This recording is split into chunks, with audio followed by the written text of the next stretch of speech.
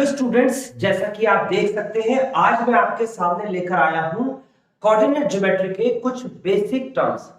देखिए स्टूडेंट्स, आपके सामने लिखे हुए हैं। पहली टर्म जो आज हम डिस्कस करेंगे वो है डिस्टेंस फार्मूला, दूसरी टर्म आपके सामने है सेक्शन फार्मूला और तीसरी टर्म है area of a triangle. Students, इसके रूल्स आप जरूर जानते होंगे या अगर नहीं जानते हैं तो मैं अभी आपको समझाऊंगा तो आपको समझ में आ जाएंगे। ये रूल्स होते हैं, इनको आपको याद करना होगा, क्वेश्चंस में इनका इस्तेमाल करना होगा। लेकिन आज के इस वीडियो लेक्चर में स्टूडेंट्स मैं इन रूल्स को डेरिव करना सिखाऊंगा, आपको बताऊंगा ये रूल्स कहां से आए हैं और किस तरीके से ये रूल बने हैं। तो वीडियो बहुत इंपॉर्टेंट है आपके लिए, उन सभी स्टूडेंट्स के लिए जो जानना चाहते हैं कि ये रूल्स कैसे बने हैं। तो लास्ट तक देखिएगा वीडियो। अगर आपको वीडियो अच्छी लगती है तो इसे जरूर शेयर करिएगा। देखिए आपके सामने लिखा हुआ है डिस्टेंस फार्मूला। डिस्टेंस फार्मूला जो कि ए और बी पॉइंट के बीच का डिस्टेंस बताता है, यानी कि एक लाइन है, उस लाइन के दो पॉइंट्स हैं, दो एंड पॉइंट्स हैं, एक ए पॉइंट है और एक बी पॉइंट है। इसे लाइन सेगमेंट बोल सकते हैं। उन पॉइंट्स का नाम है x1 y1 और यहां पर नाम है x2 y2। मैंने दो नाम रख दिए यहां पर। तो फॉर्मूला क्या होता है, ए बी का डिस्टेंस इस तरीके से लिखा जाता है ए बी, और फॉर्मूला होता है स्टूडेंट्स रूट ऑफ, यानी कि square root of x2 minus x1 का whole square plus y2 minus y1, ये रहा y2 माइनस y1 का होल स्क्वायर। स्टूडेंट फॉर्मूला बहुत आसान है, बच्चे इसे याद भी कर लेते हैं और क्वेश्चंस में इसका इस्तेमाल करके आंसर भी निकाल लेते हैं। अभी हम डिस्कस करेंगे इस फॉर्मूले को कि कैसे ये फॉर्मूला आया है, कैसे ये डेरिव हुआ है। हम चलते हैं दूसरे सेक्शन के पास और इसका नाम है सेक्शन फॉर्मूला। स्टूडेंट्स, ये वाला पार्ट जो है इंपॉर्टेंट है बहुत ज्यादा, क्योंकि सेक्शन फॉर्मूले में दो सेक्शन होते हैं, एक होता है इंटरनली डिवाइड सेक्शन और एक होता है एक्सटर्नली डिवाइड। तो अभी स्टूडेंट हम समझते हैं क्या है। ये ए पॉइंट है, ये बी पॉइंट है। यहां ए पॉइंट से बी पॉइंट जिसका नाम है x1 y1 और x2 y2, इस पूरी लाइन को बीच में से एक जगह से हमने दो सेक्शन में डिवाइड कर दिया, यानी कि एक जगह पर हमने कट लगाया। पहला सेक्शन ये है और दूसरा सेक्शन ये है।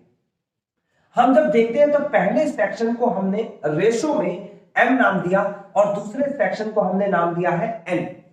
पहले सेक्शन को m नाम दिया, दूसरे सेक्शन को n नाम दिया। जिस जगह पर ये कट लगाया था उस पॉइंट का नाम p रख दिया और वो है x, y। अब ये सेक्शन दो तरीके से हो सकते हैं स्टूडेंट्स, या तो ये इंटरनली सेक्शन होगा यानी कि अंदर की तरफ विभाजन, या फिर ये एक्सटर्नली सेक्शन होगा स्टूडेंट्स, यानी कि बाहर की तरफ विभाजन। अब इंटरनली सेक्शन होगा तो उसके लिए रूल क्या है, रूल बहुत सिंपल है, आपको मैं बता देता हूं, आप साथ साथ लिखते चले जाए।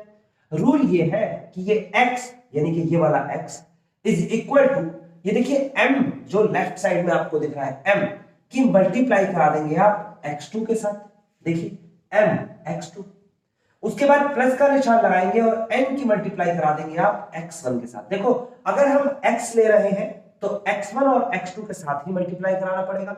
लेकिन कैसे मल्टीप्लाई करा रहे हैं, जो लेफ्ट वाला m है उसकी राइट साइड में मल्टीप्लाई करा रहे हैं तो x2 के साथ हो रही है, और जो राइट वाला n है उसकी मल्टीप्लाई लेफ्ट में करा रहे हैं तो x1 के साथ हो रही है। ये याद करने का तरीका है, अच्छे से याद हो जाता है स्टूडेंट्स को इसी तरीके से।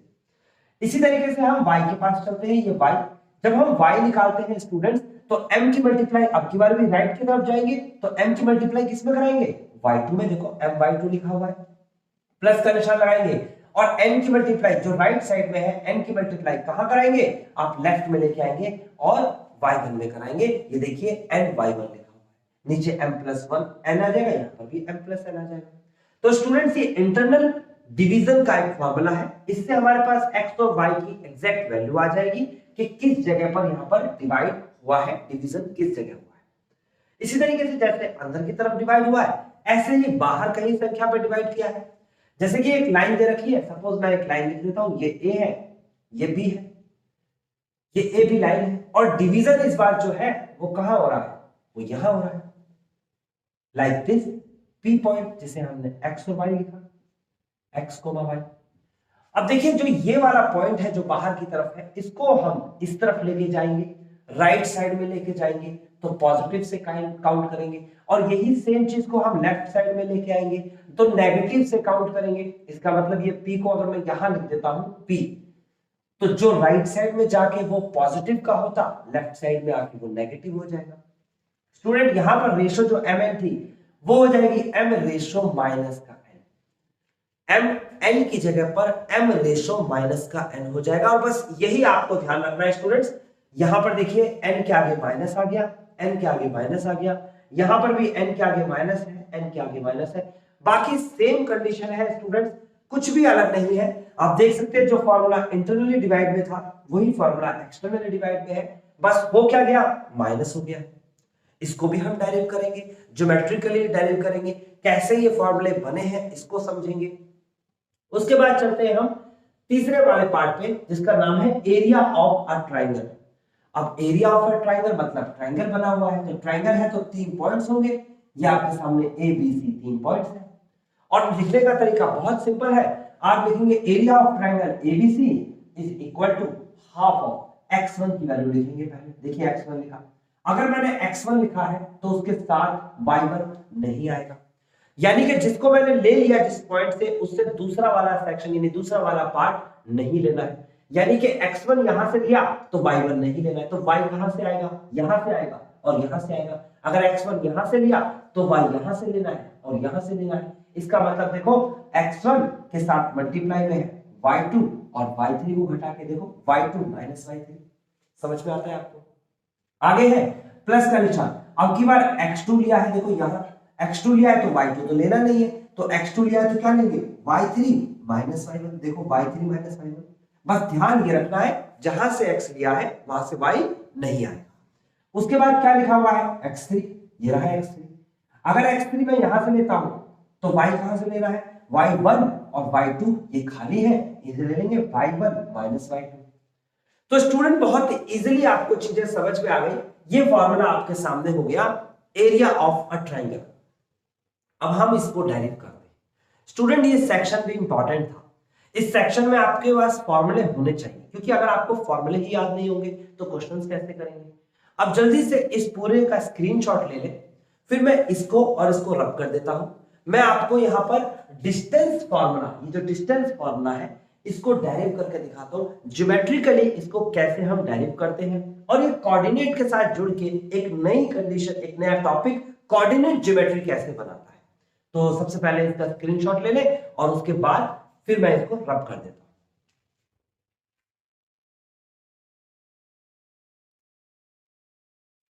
आई होप स्टूडेंट्स आपने ये स्क्रीनशॉट ले लिया होगा। मैं इसको रब कर देता हूं।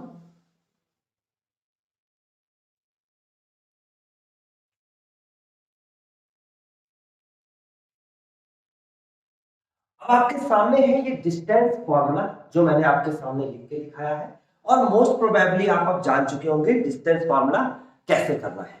अब स्टूडेंट्स इस डिस्टेंस फॉर्मूला को हम डेरिव करते हैं बाय यूजिंग दैट ज्योमेट्री। देखिए स्टूडेंट्स मैं आपको बता देता हूं, एक होता है natural phenomena. Natural phenomena students वो फिनोमेना होता है जिसको बदला नहीं जा सकता, जो कुदरत ने यानी नेचर ने हमें दिया है। जो कंडीशन, जो कैलकुलेशंस, वो सब चीज हमें नेचुरली मिली है, उसको चेंज नहीं किया जा सकता। हम उसको सिर्फ ऑब्जर्व कर सकते हैं और उसकी एक थ्योरी डेवलप करते हैं। तो वो जो थ्योरी दी जाती है वो इनिशियल स्टेज होती है किसी भी कंडीशन को प्रूफ करने की। वो इनिशियल कंडीशन को मैं आपको समझाता हूं। आपने पाइथागोरस का नाम जरूर सुना होगा, ऑफ कोर्स ज्यादातर स्टूडेंट्स जानते हैं।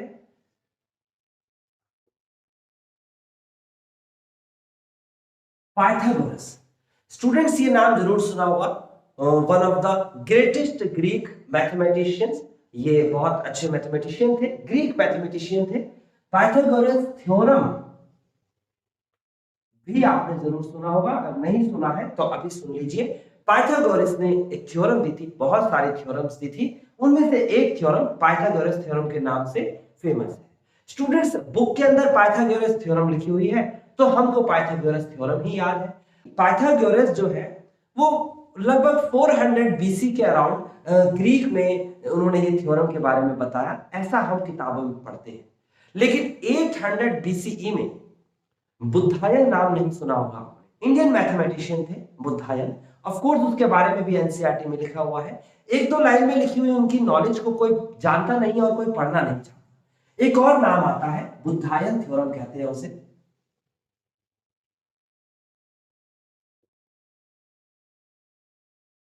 बुद्धायन थ्योरम भी उसी थ्योरम को कहते हैं जिसे आप most famous theorem Pythagoras theorem कहते हैं। बट वो क्योंकि इंडियन मैथमेटिशियन है तो मोस्ट प्रोबेबली हम उन्हें नहीं जानते हैं, इग्नोर कर देते हैं। अब ये थ्योरम क्या है जिस पर इन्होंने काम किया? किसी ने भी काम किया हो, हमें तो वो नेचुरल फिनोमेना पता होना चाहिए। नेचुरल फिनोमेना स्टूडेंट्स ये है कि अगर कोई भी राइट एंगल ट्रायंगल दे रखा हो, कोई भी राइट एंगल ट्रायंगल दे रखा हो like this, this is a right angle triangle, तो थ्योरम ये कहती है कि इस वाली साइड को हाइपोटेनस कहते हैं, इस वाली साइड को हम बेस बोल देते हैं और इस वाली साइड को हम परपेंडिकुलर बोलते हैं। थ्योरम ये कहती है, चाहे आप बुद्धायन थ्योरम के नाम से जाने, चाहे पाइथागोरस थ्योरम के नाम से जाने, चाहे हम बीपीटी के नाम से जाने, थ्योरम ये कहती है कि हाइपोटेनस का square is equal to perpendicular square plus base का स्क्वायर। ये एक थ्योरम है, बहुत सिंपल से थ्योरम है, आपको समझ में आती है। अब आप कहेंगे सर ये किसी ने लिख दिया तो हम मान कैसे लें?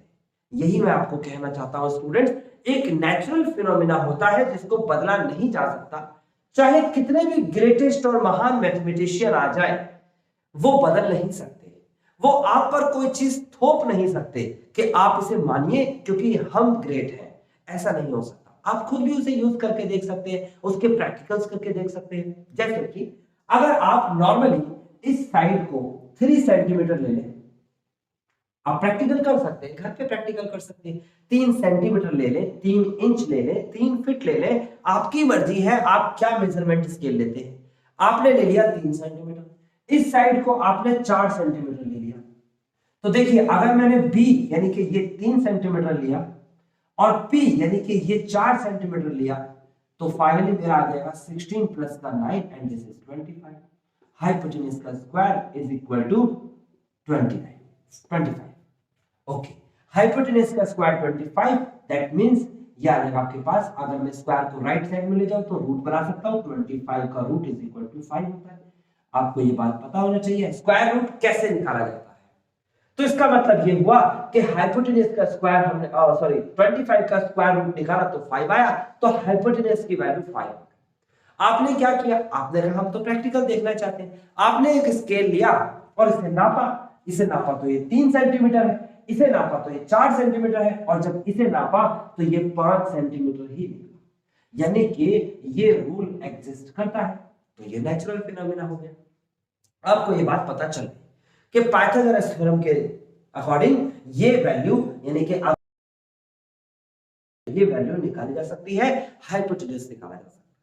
अब स्टूडेंट ये क्या पार्ट हुआ? ये तो ज्योमेट्री का पार्ट हुआ। अब इसको हम कैसे अपने डिस्टेंस फार्मूला में जोड़ेंगे? तो इसके लिए हम कुछ कंडीशंस रखते हैं और फिर समझते हैं। इतना बेसिक आना आपके लिए जरूरी था। आई थिंक आपको ये बेसिक आता भी होगा। देखिए, अगर हम बात करते हैं डिस्टेंस फार्मूला की, तो कुछ कंडीशंस आपके सामने लेते हैं। जैसे कि मैं 2 कंडीशंस आपके सामने लेता हूं, ये मेरी पहली कंडीशन बनेगी और ये बनेगी मेरी दूसरी कंडीशन। दोनों को पैरेलली समझेंगे, क्योंकि कोई भी डेरिवेशंस अगर आप सीखना चाहते हैं, बुक्स में तो ये सारे डेरिवेशंस लिखे होते हैं, लेकिन आपको मैं अपने तरीके से कोशिश करूंगा कि इजीएस्ट मेथड से आपके दिमाग में उतार पाऊं कि डिस्टेंस फार्मूला कैसे डेरिव हुआ, ऐसे सेक्शन फार्मूला, और इसी तरीके से मैं आपको एरिया ऑफ ट्रायंगल बताऊंगा, जिससे कि आपको एक कॉन्फिडेंट मिले जब आप क्वेश्चंस कर रहे हो। और फर्दर क्लासेस में, अभी की क्लासेस में तो रूल याद करने से आपसे हो जाएगा काम, लेकिन जब फर्दर क्लासेस में जाओगे, हायर क्लासेस में जाओगे, तो वहां पर आपने बेसिक अगर उसका नहीं पढ़ा है तो आप फंस जाओगे। रूल्स कितने याद करोगे? रूल्स बनाना सीखेंगे फिर। ओके, तो इसलिए आप इसको इजीएस्ट मेथड से समझें। तो मैंने 2 पार्टिकुलर कंडीशन आपके सामने रखी है। एक कंडीशन में मैंने क्या लिखा, 1 2 3 4 5 6 7 8, तो मैंने लिख लिया है, मान लीजिए यहां पर 4। ये मैंने यहां से यहां तक 4 का डिस्टेंस ले लिया, 4 यूनिट, और उसके बाद 5 6 7 यहां से ले लिया मैंने 7। देखो, 2 सिंपल सी कंडीशन ली है, एक 4 यूनिट, एक 7 यूनिट। देखो आप गिन लीजिए 1 2 3 4, एक 4 यूनिट लिया, एक 7 यूनिट लिया। अच्छा ये है क्या, ये हमारे सामने एक्स एक्सिस होता है positive, x axis negative, y axis positive and y axis negative. तो स्टूडेंट्स मैं ये कहना चाहता हूं कि अगर मुझे ये 0 ओ पॉइंट मान लेते हैं, ये ए पॉइंट मान लेते हैं और ये मान लेते हैं बी पॉइंट।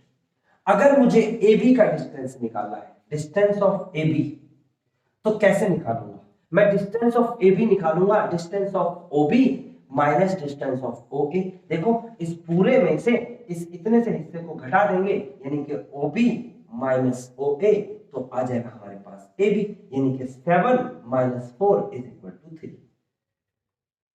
बहुत इजी है, ए बी की वैल्यू आ गई। अब अगर मैं इसे ऊपर लेके जाता हूं, ऊपर मतलब कि मैं लेके जाता हूं यहां पर 1 2 3 4 5, 5 ले लेते हैं, है ना, यहां पर लेते हैं 5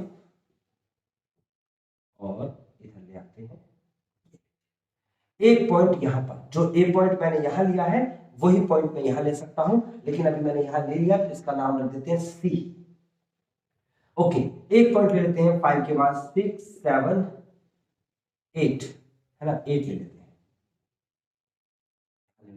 8।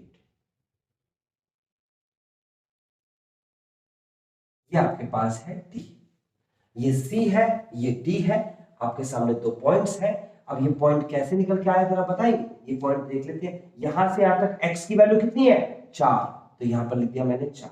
y की वैल्यू ऊपर की तरफ जा रहे हैं तो कितनी है 1 2 3 4 5, तो y की वैल्यू 5। यहां पर देखिए d पॉइंट कैसे निकलेगा, x की वैल्यू कितनी है 1 2 3 4 5 6 7, ये आ गया 7, और y की वैल्यू कितनी ऊपर चलिए 1 2 3 4 5 6 7 8, तो ये आ गया 8। सिंपल है, 2 पॉइंट लोकेट कर दिए। अब मेरे को क्या करना है, C से D का डिस्टेंस निकालना है स्टूडेंट्स, तो मैं इसे मिला दूंगा, मुझे CD का डिस्टेंस चाहिए। ओके, अब यही सेम कंडीशन मैं वहां बनाने की कोशिश करता हूं आपके सामने। देखो एक पॉइंट ये है C और एक पॉइंट ये है D, इसका नाम रख देते हैं x1 y1 और इसका नाम रख देते हैं x2 y। ओके, बात बिल्कुल क्लियर है, जैसे वहां बन रही थी वैसे यहाँ फिगर है, बस ये हम जनरल रूल के लिए बना रहे हैं और वो पार्टिकुलर रूल है। 2 टाइप के रूल होते हैं, देखिए ये है पार्टिकुलर, इस पार्टिकुलर कंडीशन पर लगने वाला रूल, इस पार्टिकुलर कंडीशन के लिए डिस्टेंस, तो पार्टिकुलर सॉल्यूशन, और ये है आपके पास जनरल सॉल्यूशन जो हर किसी के लिए एप्लीकेबल होगा, तो हम इसको भी साथ साथ लेके चलेंगे। ये डिस्टेंस निकालना है। अब ध्यान से समझिएगा, मैंने कहा पाइथागोरस थ्योरम, अगर मैं इसको यहां मिला दूं परपेंडिकुलरली तो एक ट्रायंगल बन रहा है, ए बी सी डी ई नाम रख देते हैं इसका। तो आप देखिए अगर आपको ये पता चल जाए कि डीई कितना है और आपको पता चल जाए सीई कितना है, तो आप पाइथागोरस थ्योरम का इस्तेमाल करके सी और डी की वैल्यू निकाल सकते हैं। चलो निकालने की कोशिश करते हैं। पहले हम निकालते हैं कि डीई कितना है, तो यहां से डी और बी, पूरा का पूरा डी और बी, डी भी कितना था भाई 1 2 3 4 5 6 7 8, ये 8 यूनिट था, यहां से यहां तक 8। अब ये आपके सामने 8 है और ईबी की वैल्यू यानी कि ये वैल्यू कितनी है, कंप्लीट वैल्यू कितनी है भाई, यहां से यहां तक पूरी की पूरी वैल्यू कितनी है 8, और ईबी कितना है, ईबी 1 2 3 4 5, तो ये है 5। 8 में से 5 घटाएंगे तो कितना आ जाएगा भाई, 8 में से 5 घटाएंगे तो आ जाएगा 3, तो यानी कि ये वैल्यू आपके सामने 3 आ गई। ओके, बात समझ में आती है? ये पूरी वैल्यू 8 थी, ये वैल्यू 5 थी, 8 में से 5 घटाएंगे तो बचेगा 3। ऐसे ये पूरी वैल्यू मतलब ये पूरी वैल्यू है, दोनों सेम है, ये पूरी वैल्यू 7 थी, ये देखिए 7, और ये इतनी वैल्यू कितनी, पूरे में से 4 को घटाएंगे तो ये ए बी बचेगा, ए बी मतलब यहां से यहां तक की वैल्यू ना, ये पूरी कितना बताया था ए बी हमने 3।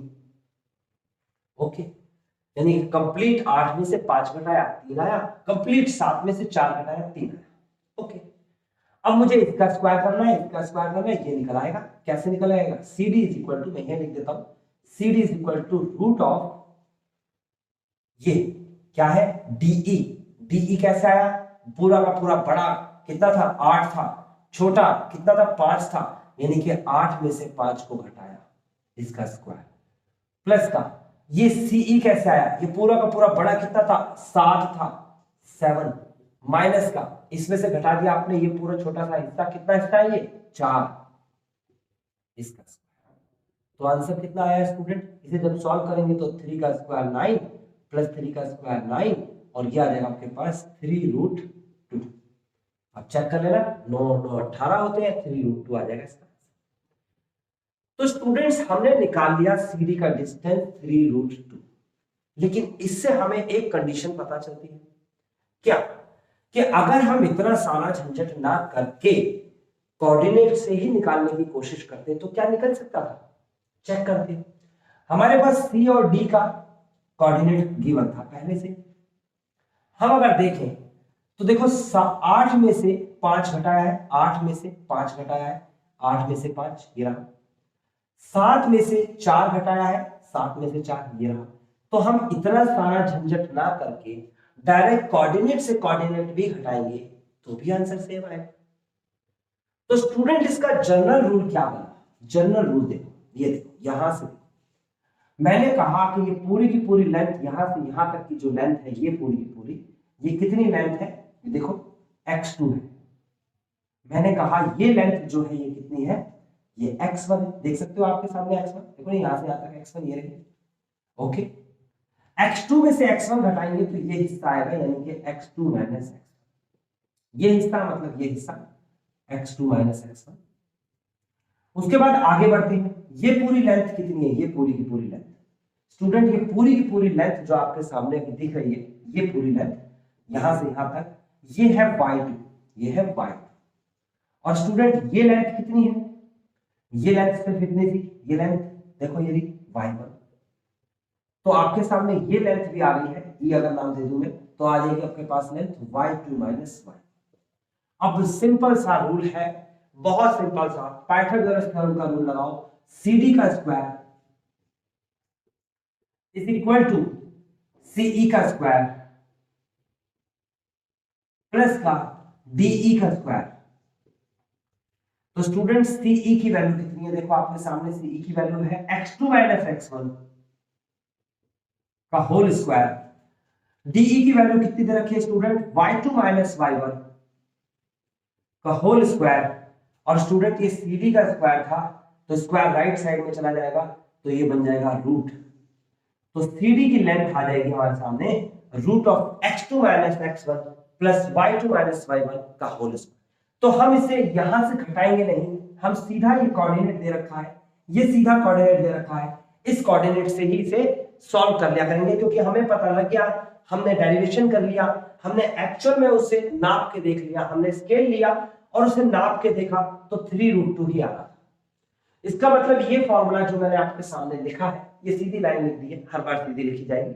अदरवाइज आपको पता है x2 माइनस x1 का whole square plus y2 minus y1 का होल स्क्वायर का रूट कर देंगे तो ये बीच का डिस्टेंस आ जाएगा। और इसका निकालने का तरीका क्या है, तो इसका निकालने का तरीका वही है जो आपने अब तक पढ़ा है, basic proportionate theorem, BPT theorem कहते हैं इसे, या फिर पाइथागोरस थ्योरम भी कह सकते हैं, पाइथागोरस थ्योरम से भी निकाल सकते हैं। तो स्टूडेंट आपको समझ में आया कि डिस्टेंस फॉर्मूला कैसे डायरेक्ट होता है, यानी कि एक प्रैक्टिकल फिनोमेना था, एक प्रैक्टिकल कंडीशन थी। जो आपके पास पाइथागोरस थ्योरम है वो मैंने कहा था वो नेचुरल फिनोमेना है, हर एक ट्रायंगल पे ये फिनोमेना एप्लीकेबल है। उस थ्योरी के ऊपर हमने एक थ्योरी डेवलप की और वो थ्योरी कोऑर्डिनेट ज्योमेट्री की निकली, और हमने निकाल दिया कि कोई भी दो कोऑर्डिनेट्स अगर दे रखे होंगे तो उनके बीच का डिस्टेंस कैसे निकाला जा सकता है। अब इसे जल्दी से नोट कर ले अगर आप करना चाहते हैं तो। उसके बाद मैं इसे रब कर देता हूं और उसके बाद मैं करता हूं नेक्स्ट सेक्शन फॉर्मूला डेरिव, कैसे सेक्शन फॉर्मूला डेरिव हुआ है, कैसे बना है।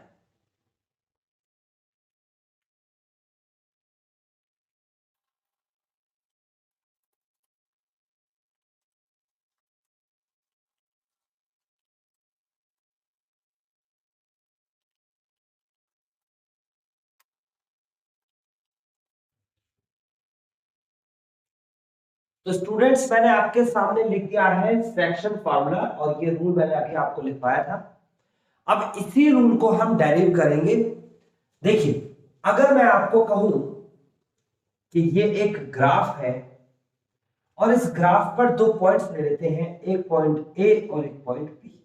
ये ए पॉइंट है जो x1 y1 दिखा रहा है, ये बी पॉइंट है जो x2 और y2 दिखा रहा है। अब मुझे इस ए बी पॉइंट के बीच में एक जगह पर सेक्शन करना है और वहां से फॉर्मूला बनाना है। पहले मैं इस लाइन को मिला देता हूं, यह है आपके सामने ए बी, फिर मैं यहां पर सेक्शन करता हूं, पी नाम देता हूं इसको, क्या नाम देता हूं, पी, और इसका नाम रख देते हैं x, y। बस अब मुझे ये कैसे निकालना है, ग्राफ के अकॉर्डिंग कैसे बनाना है, ये समझेंगे। लेकिन स्टूडेंट्स इससे पहले आपको एक बेसिक चीज पता होनी चाहिए इसको समझने के लिए। जैसे आपने डिस्टेंस फार्मूला समझा, तो उसके लिए आपको पाइथागोरस थ्योरम पता थी, इसके लिए आपको सिमिलरिटीज पता होनी चाहिए कि सिमिलर ट्रायंगल्स क्या होते हैं। देखिए स्टूडेंट्स, आपने 9th क्लास में कॉन्ग्रुएंट ट्रायंगल पढ़े होंगे। कॉन्ग्रुएंट ट्रायंगल्स जिसमें कि एक ट्रायंगल दूसरे ट्रायंगल जैसा एग्जैक्ट सेम होता है। ऐसे ही आपने 10th क्लास में 6th चैप्टर में पढ़ा होगा सिमिलर ट्रायंगल के बारे में। नहीं पढ़ा है तो मैं आपको पढ़ा देता हूं, उसका भी एक कंडीशन मैं आपको बताने वाला हूं। जैसे कि ये ट्रायंगल है आपके सामने और ये दूसरा ट्रायंगल है आपके सामने, ये दोनों ट्रायंगल एक दूसरे के सिमिलर है। क्या है, सिमिलर। देखने में छोटे बड़े लग रहे हैं लेकिन सिमिलर है। इसका मतलब कि अगर मैंने इस ट्रायंगल को पकड़ के इसे बड़ा करना शुरू किया तो एक पॉइंट ऐसा आएगा कि जब ये ट्रायंगल इस ट्रायंगल के बिल्कुल एग्जैक्ट बराबर आ जाएगा, यानी कॉन्ग्रुएंट हो जाएगा। अगर मैंने इस ट्रायंगल को छोटा करना शुरू किया तो एक सिचुएशन ऐसी आएगी जब ये ट्रायंगल ऐसा बन जाएगा, छोटा होकर इस तरीके से दिखेगा।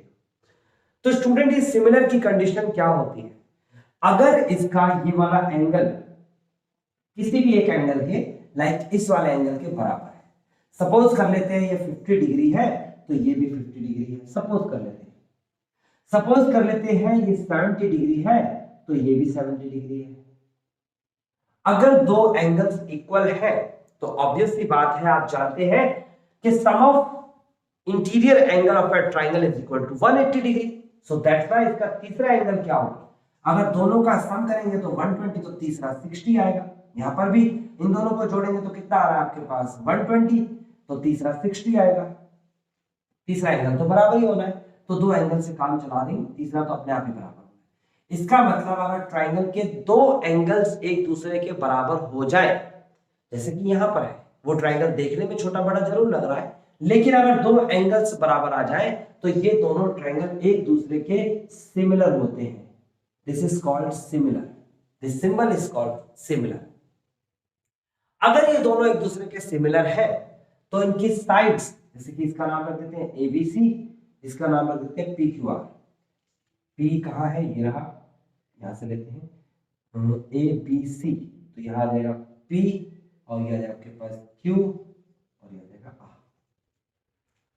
ओके, इसका मतलब ये हुआ कि एबीसी ट्रायंगल पीक्यूआर ट्रायंगल के अगर सिमिलर है, triangle ABC similar to triangle PQR, अगर ऐसा है तो फिर इनकी साइड्स प्रोपोर्शनल होती है, यानी कि AB ये वाली साइड इज अपॉन में PQ is equal to BC upon में QR is equal to AC upon में PR। अब स्टूडेंट कहेंगे सर ये तो ज्योमेट्री है, बिल्कुल वैसा ही कह रहा हूं, ज्योमेट्री है। लेकिन ये ज्योमेट्री जो आपके सामने, इसका कोई डेरिवेशन नहीं करा रहा मैं, डेरिवेशन तो अलग एक चैप्टर में कराया जाएगा। यहां पर आपको एक नेचुरल फिनोमेना बताया जा रहा है। आप कोई भी दो ट्रायंगल अपनी मर्जी से लीजिए, आप अपने घर पे वो ट्रायंगल्स क्रिएट कर सकते हैं। कोई भी एक ट्रायंगल बनाइए और फिर दूसरा ट्रायंगल बनाइए। एंगल आपके दो एंगल सेम होने चाहिए, वो साइज में बड़े और छोटे हो सकते हैं। जब आप उसे स्केल लेके नापेंगे, स्केल लेके इसे नाप सकते हैं और इसे लिख सकते हैं, ये सारी साइड्स आप नाप सकते हैं।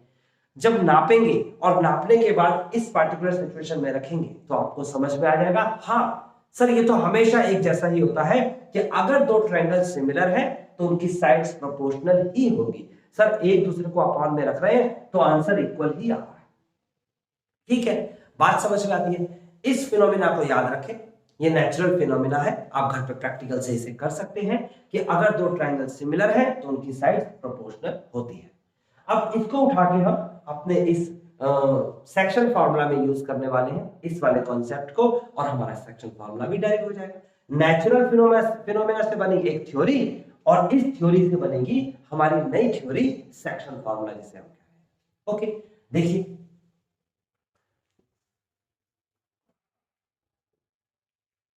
हम क्या करते हैं, हम इसको आपको लोकेट करने के लिए दिखा देते हैं। क्या है कंडीशन, हमने ऐसे 3 परपेंडिकुलर लाइन खींच दी जो कि एक्स एक्सिस पर परपेंडिकुलर, थोड़ा एडजस्ट कर लेना, एक्स एक्सिस है। उसके बाद मैंने वाई एक्सिस पर भी परपेंडिकुलर लाइन खींच दी, सीधी, एकदम सीधी जानी चाहिए, ठीक है। उसके बाद यहां पर भी एक लाइन खींच दी है मैंने, और ये भी एक लाइन है। एक ग्राफ होता तो आपको ऑलरेडी बनी बनाई लाइन दिखती। ओके, अब ध्यान से समझिएगा। देखिए ये है x2 ये वाला पॉइंट है। कहां से आया ये x2, ये यहां से आया, 0 ये था, यहां से बढ़ते गए यहां तक पहुंचे तो x2 कहलाया। कोई एक संख्या अभी मैंने रख के दिखाई थी आपको, संख्या होती है। फिर ये है x1, तो स्टूडेंट यहां से पहुंचे यहां तक, तो ये आ गया x1। अब स्टूडेंट x2 में से ये x2 है, इसमें से x1 घटाएंगे, ये पूरा का पूरा x2 है, इसमें से x1 वाले हिस्से को घटाएंगे तो ये हिस्सा आएगा। ध्यान से समझ, ये वाला हिस्सा। अगर मैं बात करता हूं इसकी, इस वाले पॉइंट की, तो ये पॉइंट पे क्या है, देखिए यहां से लेकर यहां तक की वैल्यू क्या है, क्या लिखा हुआ x, तो यानी यहां से लेकर यहां तक लिखा है ये x। इस x में से अगर ये वाली वैल्यू घटाएंगे, ये जिसका नाम x1 है, तो क्या आ जाएगा हमारे पास, ये वाला आधार आ जाएगा, ये वाली लेंथ आ जाएगी। क्या लेंथ है ये, x minus x1, x minus x1। ध्यान से समझिए, ठीक है। उसके बाद अगर हम बात कर रहे हैं किसकी, ये तो हो गया हमारा, ये एक हो गया ये आधार, इसको निकालते हैं।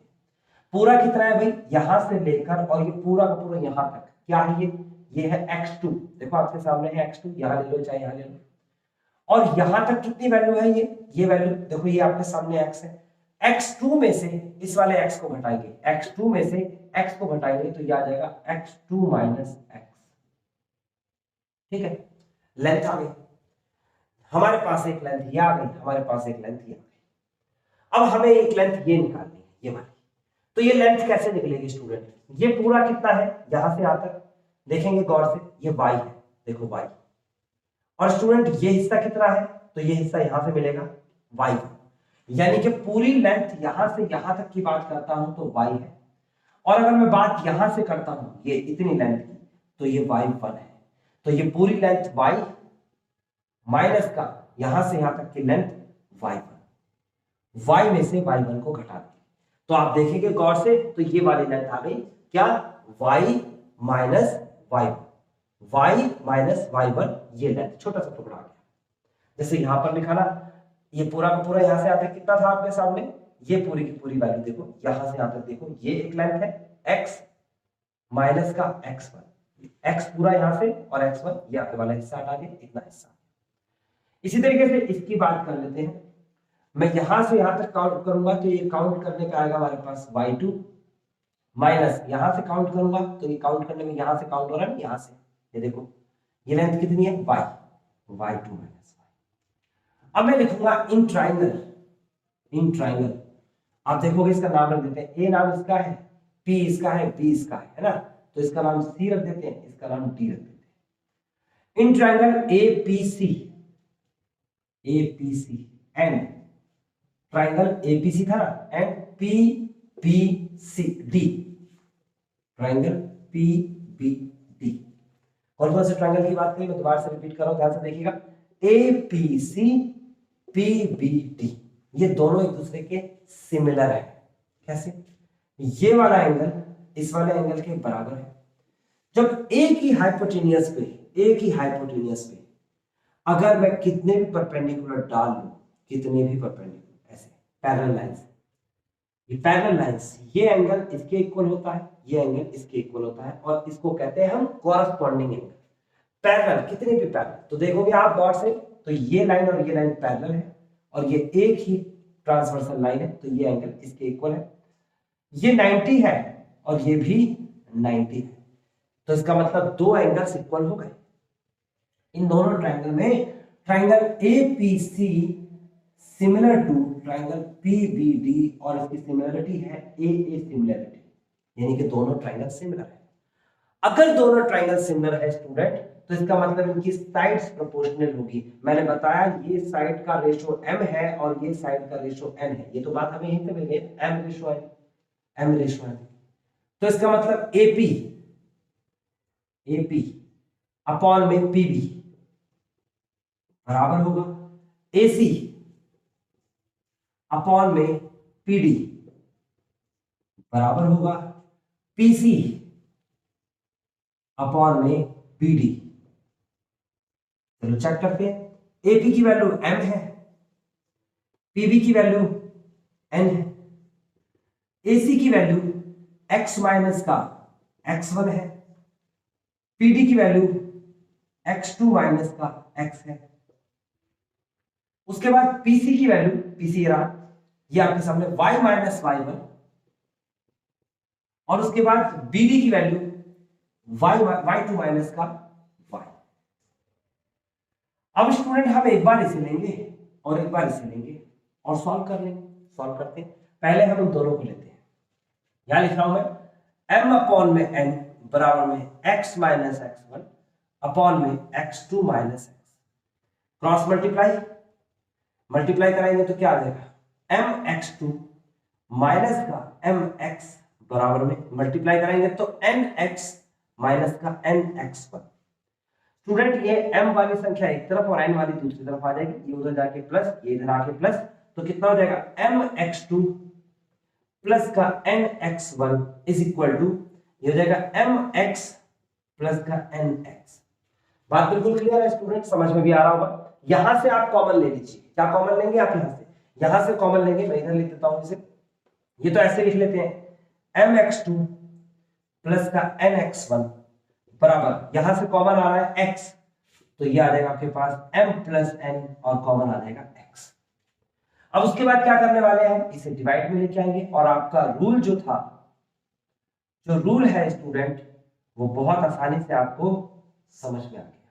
ऑफ कोर्स ज्यादा आसान भी नहीं है, लेकिन ये रूल डेरिवेशन है और मैंने आपको बताया यही सेम mx2 प्लस nx1, ये 1 लिखा हुआ है स्टूडेंट, है ना, अपॉन में m plus n is equal to x। तो x की यही वैल्यू थी, आप देख सकते हो ये आपके सामने आ गया। इसी तरीके से अगर हम दूसरी कंडीशन को लेते हैं, यानी कि इसको और इसको लेते हैं, क्या m अपॉन में n is equal to y minus y1 upon में y2 minus y। Cross multiply my2 minus का my is equal to ny minus का ny1, लेफ्ट साइड में आ जाएगा, ये राइट में चला जाएगा, तो क्या हो जाएगा my2 प्लस, ये इधर आएगा तो प्लस हो जाएगा ny1 is equal to ny plus my, common ले लेंगे y, my2 plus ny1 is equal to n plus m और y कॉमन, डिवाइड में आ जाएगा student my2 plus ny1 upon में m plus n is equal to 5। तो student आपको समझ में आ रहा है, ये दिख नहीं रहा होगा आपको, मैं आपको यहाँ पर साफ दिखा देता हूँ किस तरीके से हो, यहाँ लिख के दिखा देता हूँ। ये बटे में आएगा तो क्या हो जाएगा my2 प्लस ny1 अपॉन में m plus n is equal to 5, यहाँ लिख क्या होगा।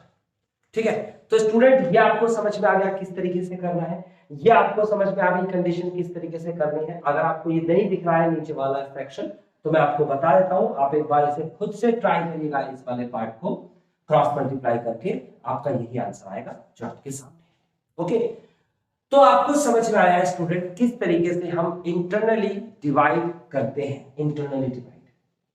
अब जैसे ये इंटरनली डिवाइड हुआ है वैसे ही एक्सटर्नली डिवाइड भी हुआ। एक्सटर्नली डिवाइड का मतलब कि ये P पॉइंट यहां ना होके कहीं बाहर की तरफ P पॉइंट बना सकते हैं, हम अलग बना लेंगे। ये आ गया आपका P पॉइंट, ये P पॉइंट आपका बाहर की तरफ बन गया। अब ये जो बाहर की तरफ बना है स्टूडेंट, इसको अंदर की तरफ मूव करेंगे, कंडीशन सेम रहेगी, बस n के आगे माइनस लग जाएगा। इस तरीके से बनता है हमारा एक्सटर्नली डिवाइड। सेम कंडीशन है, बस n के आगे माइनस लग जाएगा। जो रेशो यहां m और n की होती थी, अब ये n यहां से यहां तक की लेंथ n है, ये लेंथ ध्यान दें कि हम अगली लेंथ ले रहे हैं, तो ये वाले को हम माइनस का n बोल देंगे, वापस पलटा के यहीं ले आएंगे, कंडीशन सारी वही होगी, बस n माइनस का। तो आई थिंक स्टूडेंट आपको समझ में आया किस तरीके से आपको सेक्शन फॉर्मूला करना है, डेरिवेशंस। हालांकि डेरिवेशन की जरूरत आपकी क्लासेस में नहीं पड़ती है, हायर क्लासेस के लिए आपको समझना होगा कि ये रूल ऐसे ही नहीं बने। कोऑर्डिनेट से, जो कोऑर्डिनेट्स होते हैं, इनसे डिस्टेंस कैसे निकाला जा सकता है, इस कोऑर्डिनेट से एक पर्टिकुलर कोऑर्डिनेट कैसे निकाला जा सकता है, इसको डेरिव कर रहे हैं हम। अब चलते हैं हम इसके लास्ट पार्ट के पास, और वो है एरिया ऑफ ट्राइंगल। जल्दी से इसे कॉपी कर लीजिए, फिर मैं इसे रब कर देता हूं। आफ्टर दैट हम तीसरे सेक्शन के पास चलते हैं, एरिया ऑफ ट्राइंगल।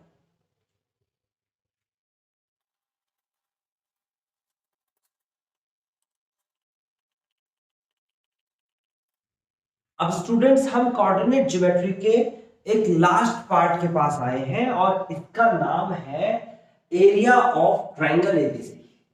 अब देखिए स्टूडेंट, एरिया कैसे निकालते हैं, कोऑर्डिनेट से एरिया कैसे निकल सकता है, ये बहुत इंपॉर्टेंट है जानना कि कैसे हम कोऑर्डिनेट से एरिया निकालेंगे। क्योंकि एरिया का बेसिक रूल क्या होता है, अगर हम ट्राइंगल की बात करते हैं, किसी भी ट्राइंगल की बात कर लें, राइट एंगल ट्राइंगल की या किसी की भी, तो अगर ये आपके पास हाइट है और ये आपके पास बेस है, तो एरिया होता है 1/2 हाइट इंटू बेस, तब ये बीच का एरिया आ जाता है। लेकिन अगर आपको कोऑर्डिनेट्स दे रखे हो, ए पॉइंट, ये पी नाम दे देते हैं, इसका क्यू नाम दे देते हैं, आर, ये कोऑर्डिनेट्स दे रखे हो, तो बीच का एरिया कैसे आएगा?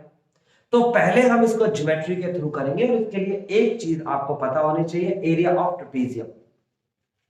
देखिए ये आपके सामने ट्रेपेजियम होता है, और इस ट्रेपेजियम को आप जानते होंगे, समलंब कहते हैं इसे हिंदी में, इंग्लिश में ट्रेपेजियम कहते हैं।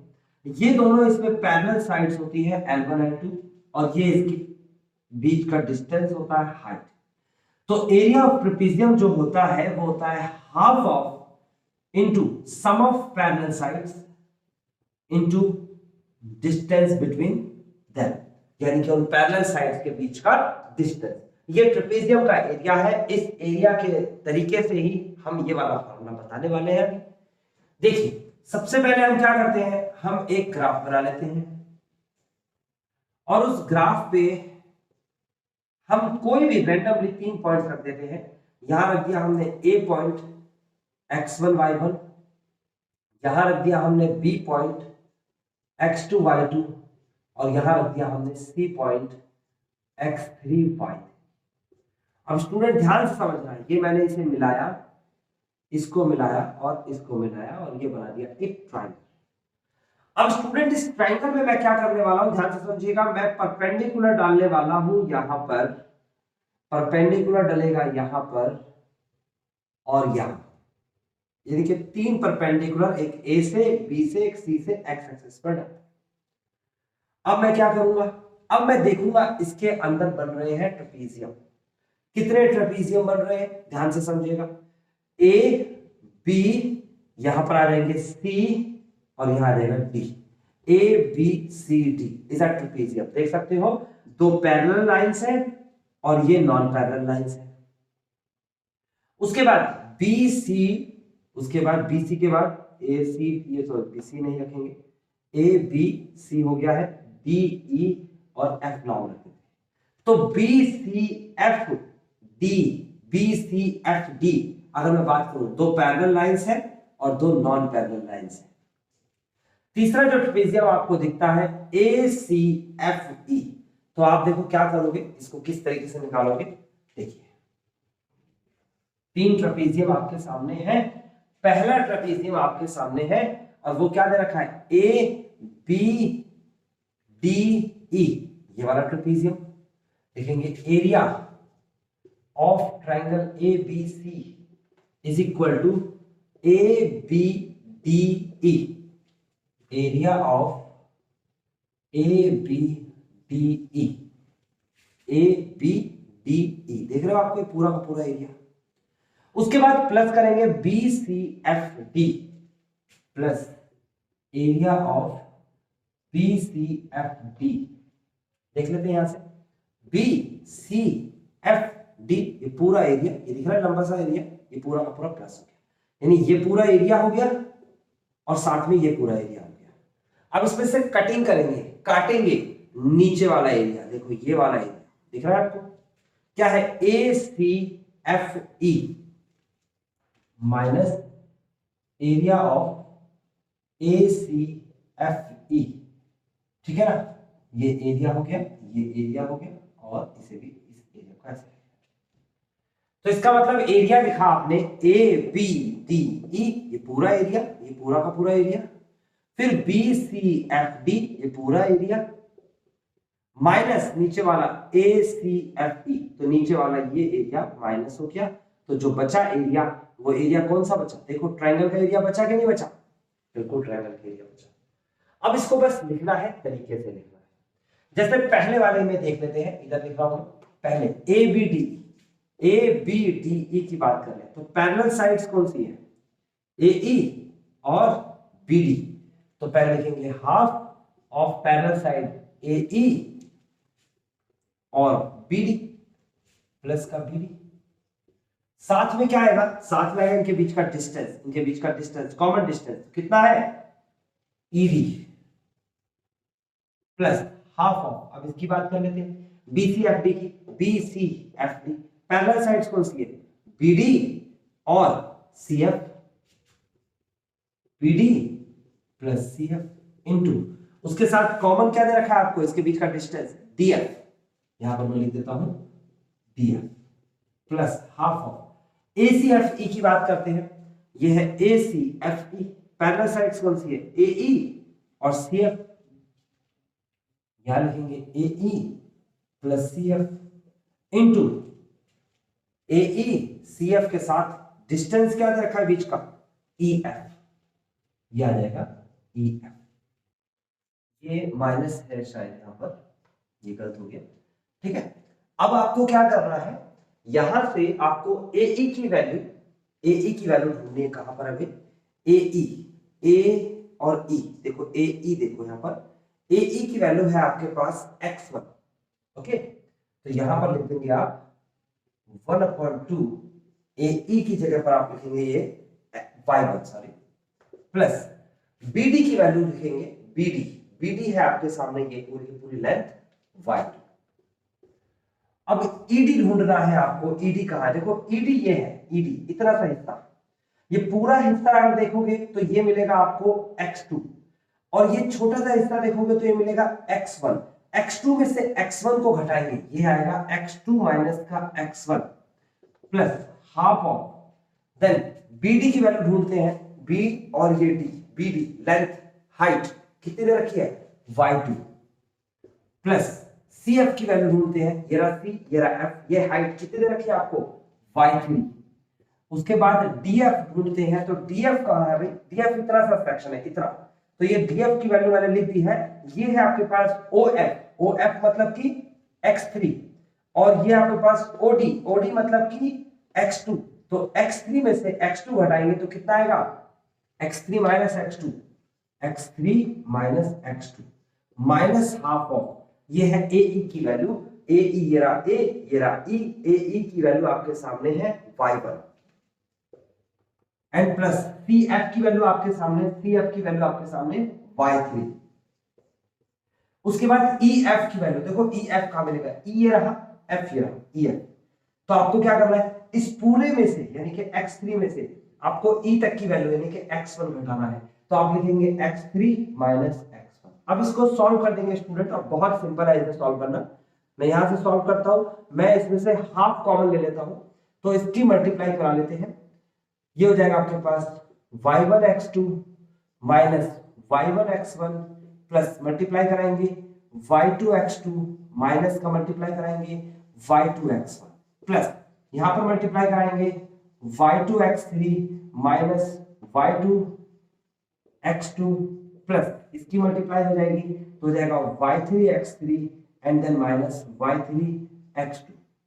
देखो बाहर माइनस है तो निशान बदल जाएंगे, y1 x3 जो प्लस का होना चाहिए था बाहर माइनस है तो माइनस का हो जाएगा y1 x3, फिर उसके बाद y1 x1 ये जो माइनस का होना चाहिए था यहाँ प्लस का हो जाएगा, x1 y1 कह सकता हूं इसे मैं, फिर उसके बाद ये हो जाएगा आपके पास दोनों प्लस के होने चाहिए थे क्या y3 और x3 प्लस के होने चाहिए थे, लेकिन बाहर माइनस है तो माइनस का हो जाएगा ये। फिर उसके बाद ये दोनों माइनस के होने चाहिए थे, तो बाहर माइनस है तो प्लस बन जाएगा y3x1।